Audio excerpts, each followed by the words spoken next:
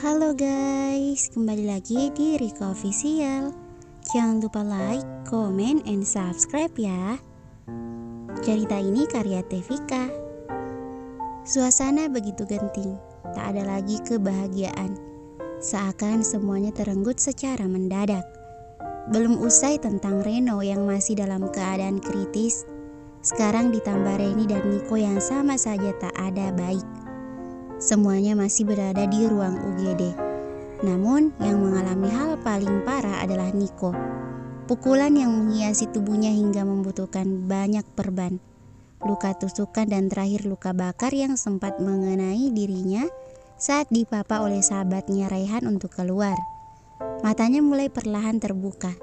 Namun baru 1 detik mencoba membuka matanya, ia lebih kembali menutup matanya. Ia belum terbiasa menyesuaikan dengan cahaya yang ada. Eranya saat mencoba menggerakkan tubuhnya. Alhamdulillah sayang, akhirnya kamu bangun juga. Sambut wanita parubaya itu mendekati putrinya yang baru saja kembali setelah seminggu kehilangan kesadaran. Aku di mana? Tanyanya sambil mengabsen semua yang ada di ruangan ini. Tembok dengan cat putih mendominasi dan bau obat-obatan yang sangat menyengat membuatnya bisa menyimpulkan dirinya berada di mana sekarang. Rumah sakit. Seminggu terakhir kamu dalam keadaan kritis. Mama bersyukur kamu bisa selamat. Terima kasih sudah kembali sayang. Anggi memeluk tubuh putrinya yang masih terbaring di ranjang pesakitan itu. Ibu mana yang tak terguncang ketika kedua anaknya masuk ke dalam rumah sakit? Hanya berselang lama. Untung jika hanya luka kecil, namun keduanya dalam keadaan kritis. Ditambah sang menantu yang tak juga bisa dikatakan dalam keadaan baik-baik saja. Reni yang berada di dalam pelukan Anggi mengernyit. Mencoba menggali ingatannya. Mencoba mengingat mengapa dirinya bisa berada di sini dalam keadaan mengerikan. Tunggu. Jadi kejadian itu bukan mimpi? Tanya Reni pelan. Ia masih sulit untuk menerima apa yang terjadi. Ia masih berharap semuanya hanya bunga tidurnya. Berharap semua kejadian itu tak ada. Dan kehidupannya baik-baik saja. Nyatanya itu hanya angan. Karena takdir sebaik itu dalam memberikan ujian.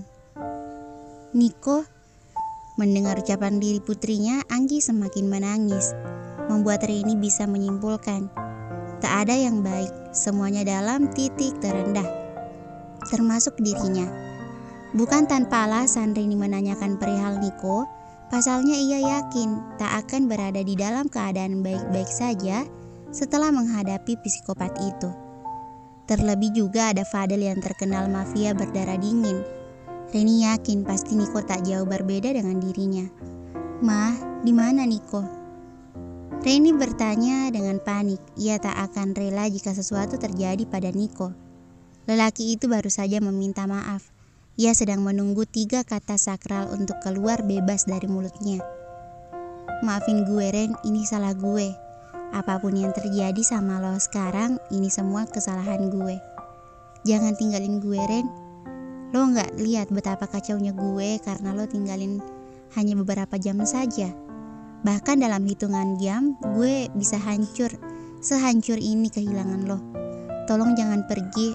Gue yang salah karena udah mengatakan hal laknat itu. Gue yang salah Ren, Gue akui selama ini gue cuma mempermainkan pernikahan kita. Gue akui selama ini gak pernah menghargai lo sebagai istri gue. Tapi sebaliknya lo bahkan sangat menghargai pernikahan ini. Gue udah tahu semuanya kalau lo gak sekalipun menjelekkan atau menceritakan tentang gue sama mereka. Mereka udah cerita Ren, dan berkat lo mereka berubah lebih baik. Gue bangga punya lo yang begitu terjaga. Dan maaf gue gak sebaik lo. Gue bahkan sering jelekin lo di depan teman-teman gue. Maaf. Semuanya masih terngiang dengan jelas. Bagaimana Niko meminta maaf, merasa bersalah atas apa yang terjadi pada pernikahan mereka. Reni mengingatnya bagaimana pria itu begitu kacau.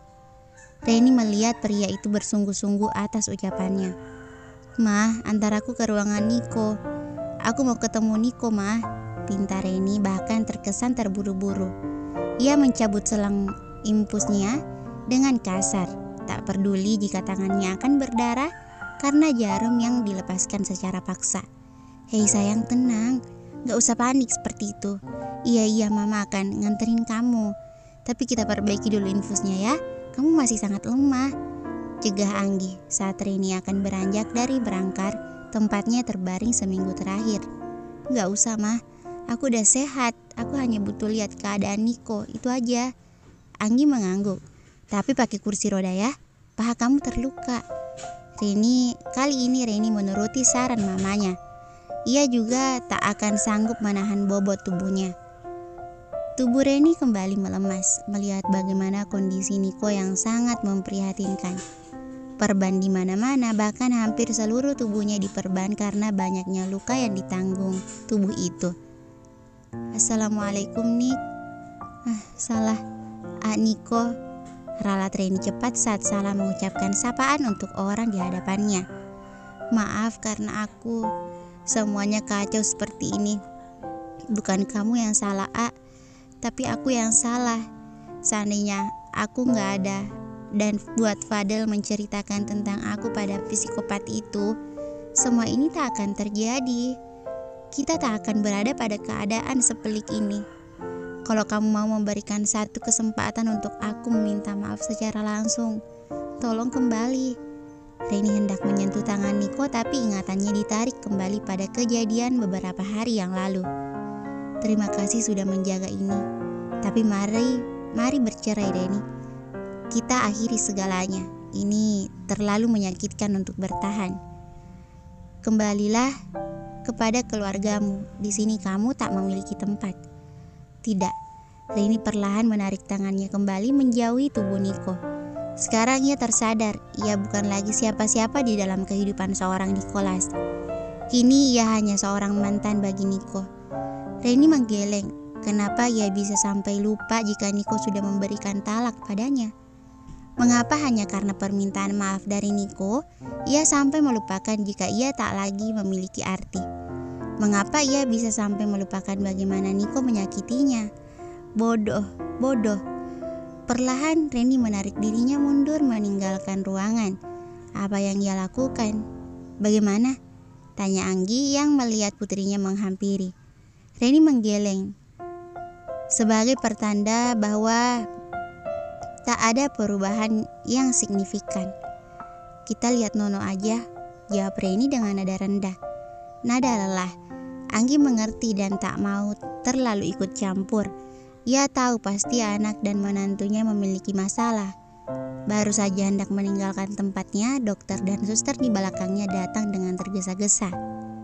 Masuk dengan panik ke dalam ruangan di mana Niko dirawat. "Suster, ada apa?" "Pasien sedang kritis," jawab suster tersebut. "Sus, saya ikut. Dia suami saya, Sus. Saya ingin tahu bagaimana keadaan suami saya." Reni seolah melupakan segala yang terjadi.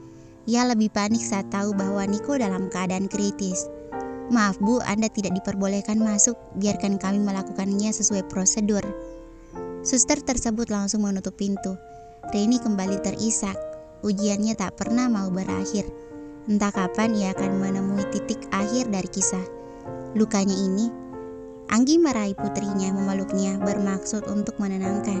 Sabar ya, biarkan para tenaga medis melakukan tugasnya, dan kamu lakukan tugasmu dengan berdoa. Doakan semoga Niko baik-baik saja." Reni mengangguk lemah. Benar yang dikatakan Anggi, jika ia tak mampu menolong Niko di dalam sana, ia masih bisa menolongnya dari sini. Doa adalah senjata paling kuat. "Allah, tolong selamatkan dia." Tak berselang lama, suster yang tadi menutup pintu kembali. "Siapa keluarga pasien yang bernama Reni?" Reni mendongak dengan cepat. "Saya, Sus." "Baik, silakan masuk. Pasien sedang mencari Anda." "Mari, Bu." Sang suster mengambil alih untuk mendorong kursi roda Reni. Sesampainya di dalam ruangan Niko, Reni bisa melihat jika Niko sudah mulai sadar. Bahkan kini menatapnya walau masih dengan mata sayu. Lo kenapa jadi gini sih? Kenapa lo ngerjain diri sampai sejauh ini? Kata lo gue gak berharga, tapi kenapa lo lakuin ini demi nyelamatin gue? Emang dasar lo ya. Sungut Reni saat melihat Niko malah tersenyum tipis.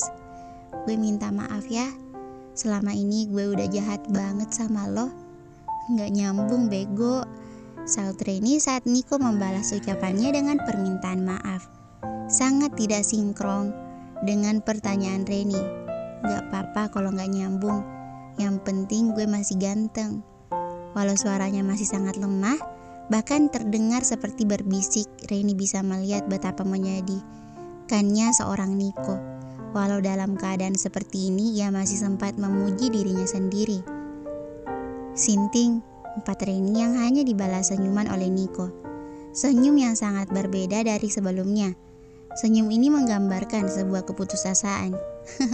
Lo masih aja galak, jangan sedih terus ya. Lo harus kuat, dan yang paling pentingnya bisa hidup mandiri.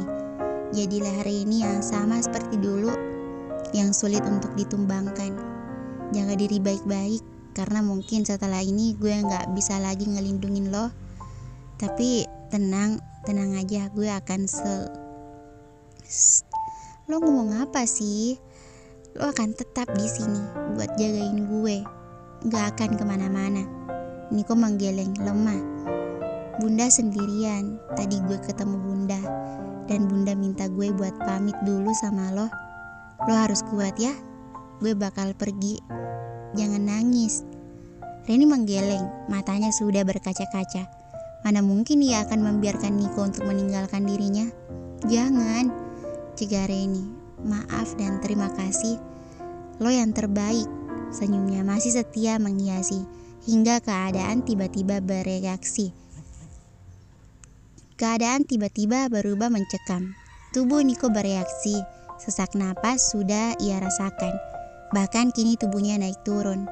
Nik, lo kenapa? Jangan bercanda.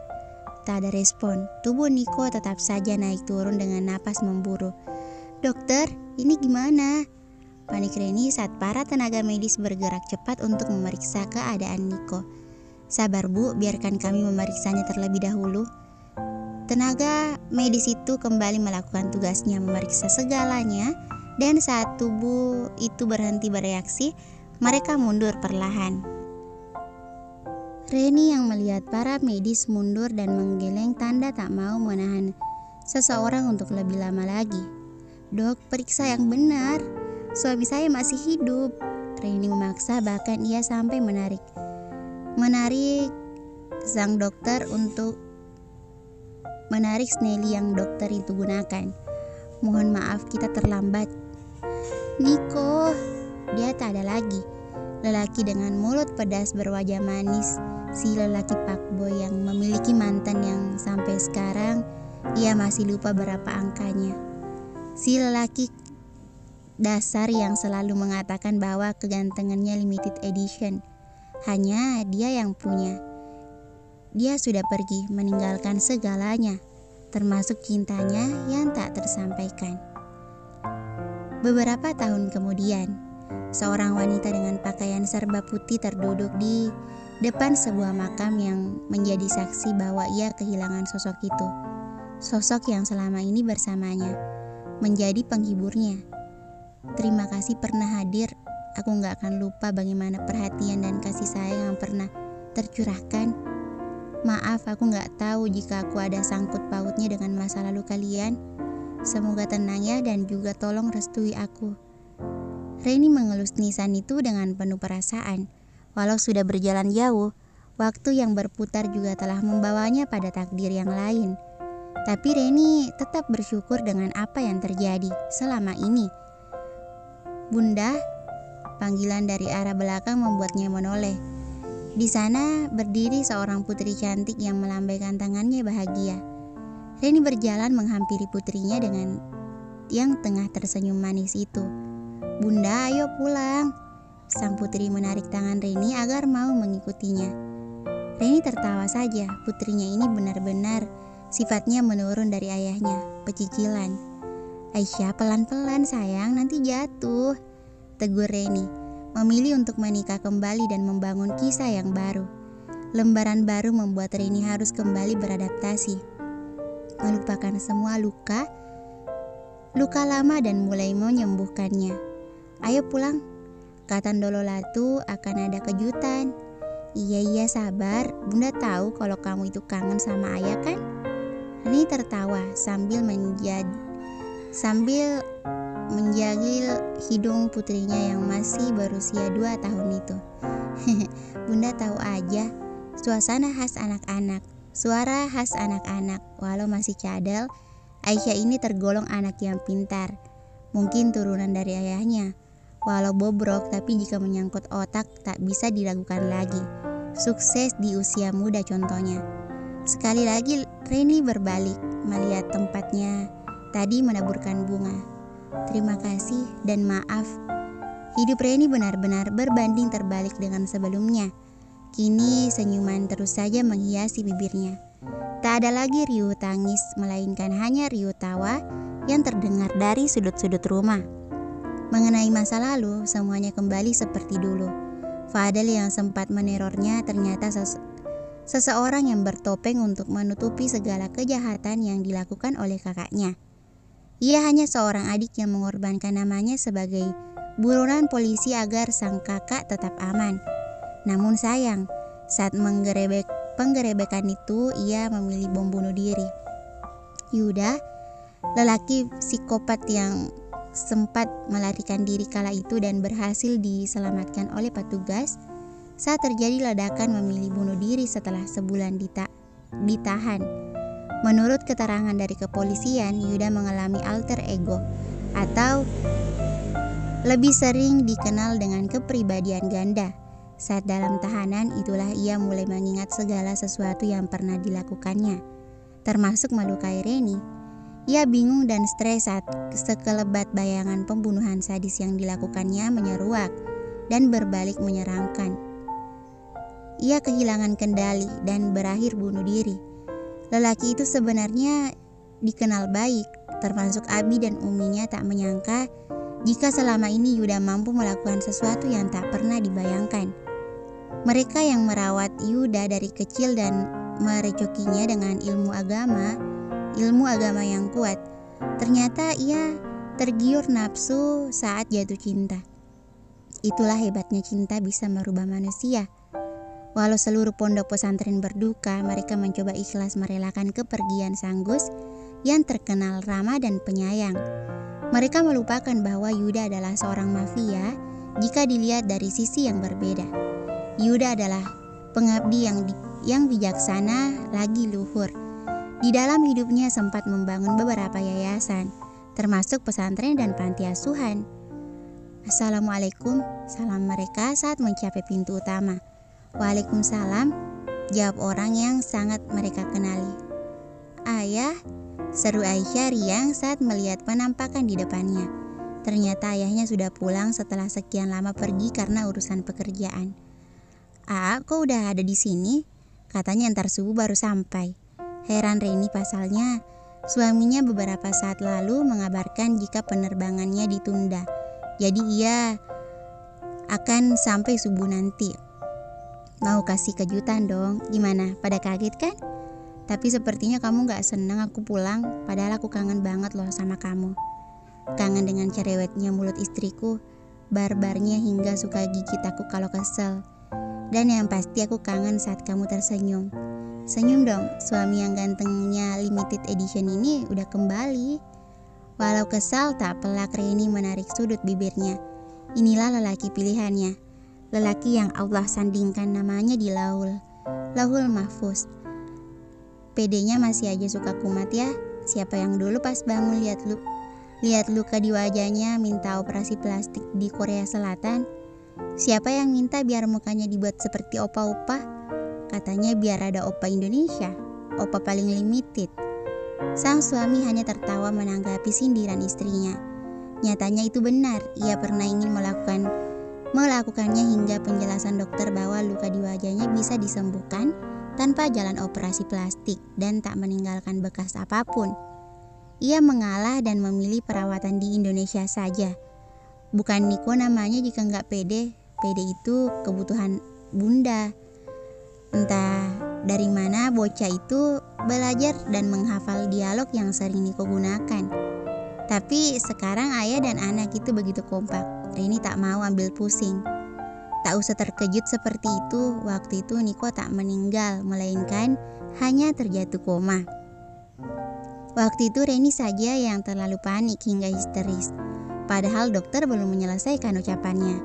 Ternyata maksud dari dokter tak bisa menyelamatkan itu kesadaran Niko hingga jatuh koma. Hingga beberapa bulan dan saat terbangun saat itulah ia panik meminta operasi plastik. Alay memang. Padahal saat terbangun luka itu sudah mengering dalam hitungan bulan saja bekasnya hilang. Tapi bukan Niko namanya jika tak menghebohkan segalanya. Bahkan ia sempat-sempatnya membuat konten tok-tok. Katanya menyambut kehidupannya kembali harus diabadikan. Ia tak mau kehilangan followers karena ada luka di wajahnya. Jadi ia memilih mengumumkannya terlebih dahulu agar tak ada kesalahpahaman. Itu sih katanya Niko ya. Aku bawa Aisyah ke belakang ya. Kamu bersih-bersih terus kita kumpul di taman belakang. Reni mengangguk, hendak melangkah menjauh tapi tangannya dicekal. I love you, Ukhti Barbar, bisik Niko karena Aisyah yang masih digendongannya. Reni tersenyum. Ia tak berbalik namun tak ayal ia membalas ucapan Niko. Love you more, fuckboy. Iya, aku mulai besok kamu jadi babu aku ya. Reni berbalik untuk melihat bagaimana ekspresi Niko. Masih ingat kesepakatan? Siapa yang bilang cinta duluan bakal menuruti apapun yang diperintahkan. Terbukti bahwa Nicholas Ferdian sekarang adalah bucinnya Reni Anjani. Wajah Niko menampilkan kesuraman. Selamat datang hidup penuh derita. Karena mulai besok ia akan menjadi babu istrinya sendiri. Selamat Niko, kamu terjebak. Cie, bucinnya Reni tertawa. Aisyah yang melihat bundanya tertawa pun ikut tertawa. Melihat wajah masam Niko, volume tawanya semakin tinggi. Ketawa aja terus, sindirnya karena merasa kesal ditertawakan. Cie, ngambek. Aisyah ya, kamu ngambek. Masa udah besar masih suka ngambek ya? Iya bun, tukang ngambek ya. Niko menurunkan Aisyah dari gendongannya, menatap Reni dengan seringayan. Aisyah serang. Niko dan Aisyah pun mengejar Reni hingga di dalam rumah kembali terjadi aksi kejar-kejaran. Reni dan Niko tak berubah, selalu saja berdebat dan kekanakan walau sudah memiliki anak.